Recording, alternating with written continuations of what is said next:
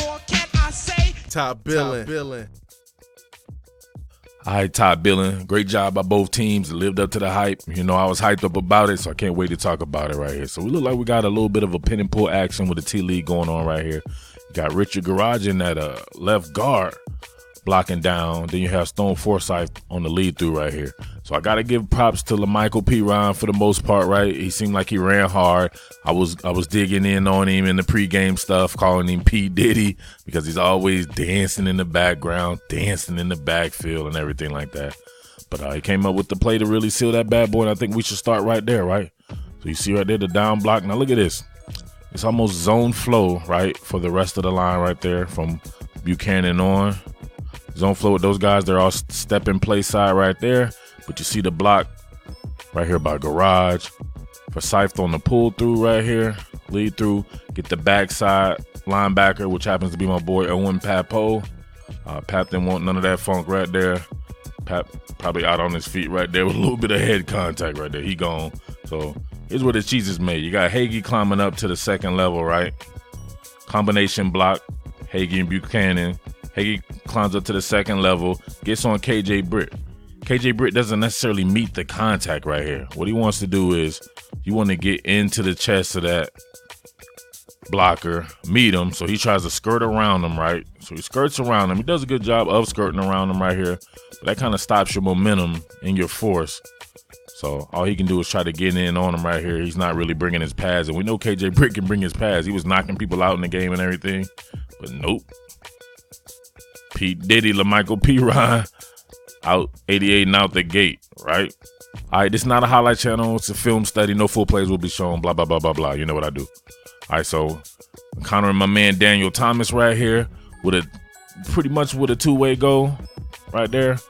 I don't find LaMichael Piron to be the fastest guy, but I told people before the game, even had one person up in the live stream was like, how, Sway? How aren't we good tacklers in the backfield?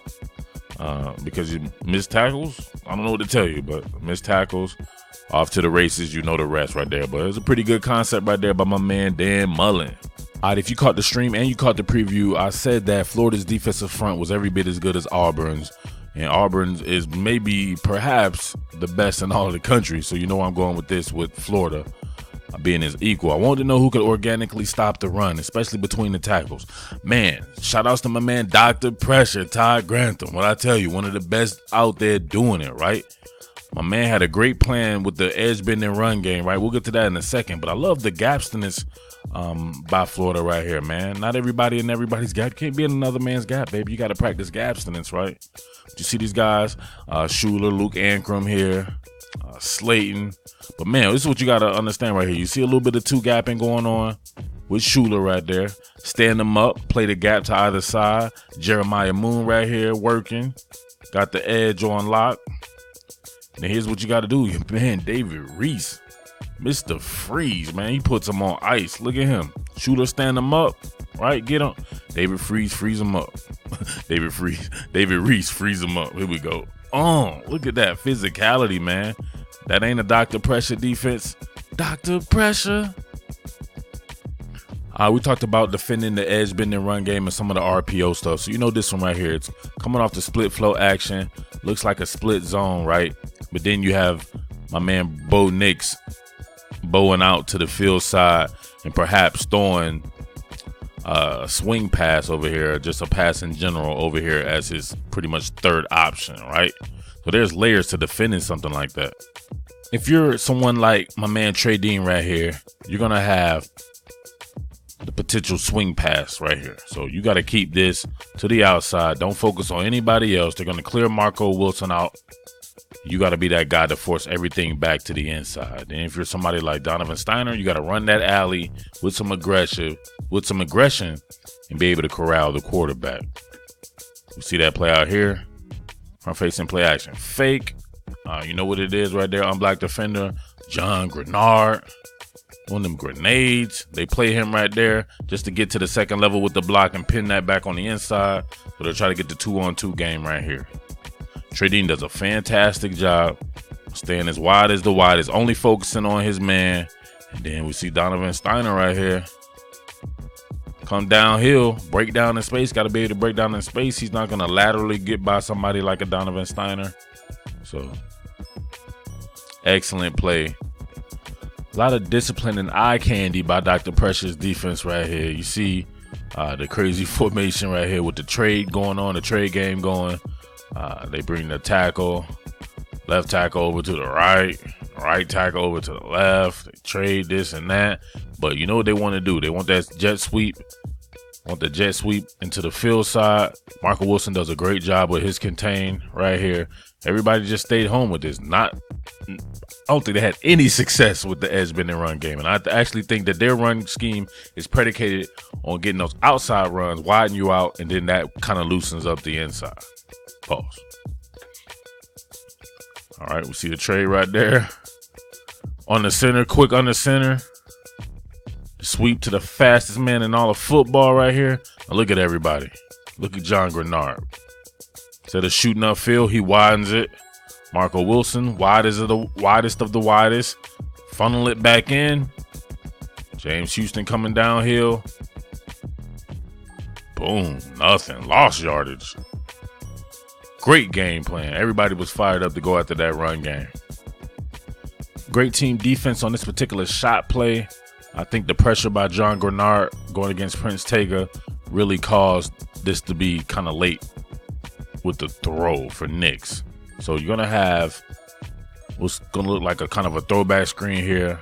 Got to clear out, trying to clear Wilson out right here, but this actually is not man coverage. So it's a split coverage. Got Sean Davis back there, Jawan Taylor somewhere back here, but you're going to have kind of a wheel route by the inside receiver right here, and they're kind of late on the throw. All right, look at where it's really derived from. That will be Prince Tega's inability to really work with John Grenard. He forces him outside though, right? Even though he forces him outside, this is good because it throws off the rhythm and timing of this. Bo Nick steps up into the pocket, right? And he's already got in his mind made up. He's going to, I believe it's Canella right there on this wheel route. Throwing that bad boy. But guess what? It's too deep coverage. Too deep coverage.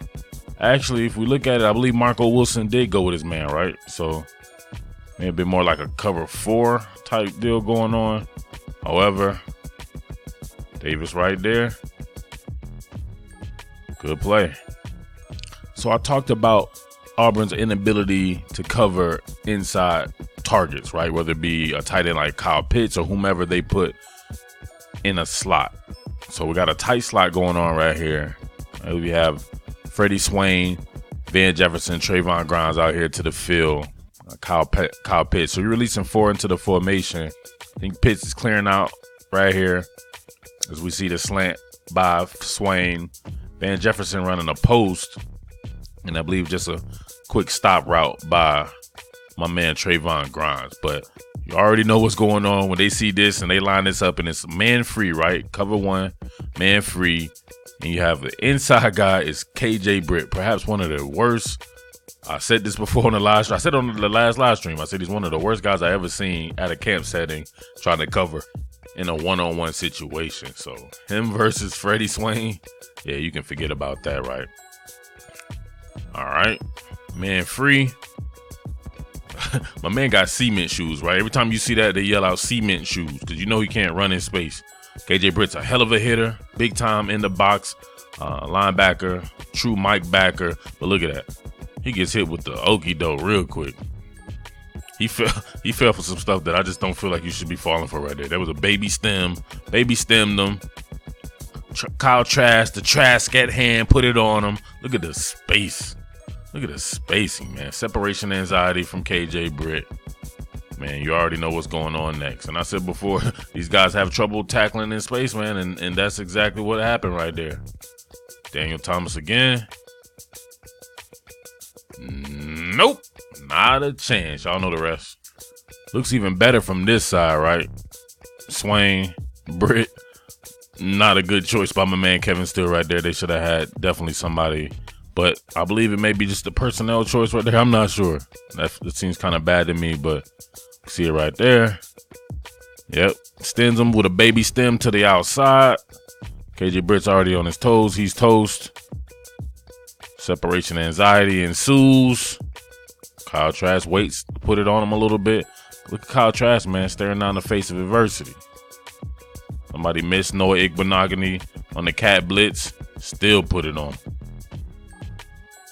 Here's something I really like about Kyle Trask, right? We see them flooding the field. 4 targets out. Nothing there. Stopped right by Kyle Pitts. They really forced the game to Kyle Pitts, I noticed. They saw what I saw in film, and they thought that Kyle Pitts would be a mismatch for sure. He definitely was, but they didn't seem to really get it on target like you thought they may have. But they did do a little something right there, but it could have been a little bit bigger, but it was big enough, if you get what I'm saying. Pause. And nothing really right there, so look at Kyle Pitts. Really making up his mind. Nothing there. What can you do? Get that ball out to your running back, who's a good pass receiver. Let him make plays in space. P. Diddy not necessarily dancing right there, getting upfield. I like that, man. Being able to hit the check down. Sometimes it's not all about spraying that ball around the yard. Sometimes it's just about taking what the defense gives you and living to play another down. You know what I'm saying? Another down in distance. Hashtag real men watch to the end. Hashtag real football heads. We just saw KJ Britt matched up on Freddie Swain. That didn't go well. Now we got my man Josh Hammond going against Chandler Wooten right here. So another inside receiver going against a linebacker. So they did a great job of scheming that up. And you got to give your boy credit, man. This is something that I focused on prior to the game, and it came to fruition right here. So we're going to check this out. We got my man Josh Hammond with the jerk route, right? Bringing it back with the jerk. Stop that bad boy. Stop it. Pivot. Looks like it's probably going to be a whip route. Almost an inverted whip route, right? Get him to stop his feet. He's not going to be able to stop and start like a Josh Hammond. Trask puts it on him. That will be the Trask at hand. Going to be a tough Trask today. Touchdown. So you already know what's going on, man. I see what's going on out there already just from the post-snap chatter. And people like, oh, Auburn must not have been that good and blah, blah, blah, blah. No, Auburn is that good. Auburn is a very talented team. Florida just happens to be a very talented team as well. Just a little bit more talented, like I said before when I predicted it to win this game. Besides the fact of it being at home, I just think Florida is just a more complete roster, right? So mindless sheeple out there saying a one-dimensional team can't beat Auburn. Well, if that one dimension is very good and your dimension isn't, not to mention forcing the turnovers and all this and that, you can say it was a sloppy game. I just think it's 2 high-level teams competing against each other, and you have NFL talent on the field. You're bound to get games like that where you have the turnovers and everything. So I find myself being extremely high on Auburn. Auburn could still beat all these teams that it has left. Same thing with Florida. You never know. You could see this possibly again. No. But we'll see about that, man. So I'm going to have much more on this game. Make sure you get on the live stream Tuesdays and Thursdays. Just got to check in with the top billing comment section or something like that. Maybe I'll let you know if it's 6 o'clock, 9 o'clock, or whatever. I do it like that. So that's pretty fun. Come in, super chat, ask your boy some questions. We can get it done like that. But I'll probably focus on a player or two from this game. But it's on to the LSU game, right? That's going to be just as fun. I can't wait to break that down. But keep it locked right here on Top Billin Sports. I'm your boy Murf, the Underground King, and I am out. Peace. What more can I say? Top Billin.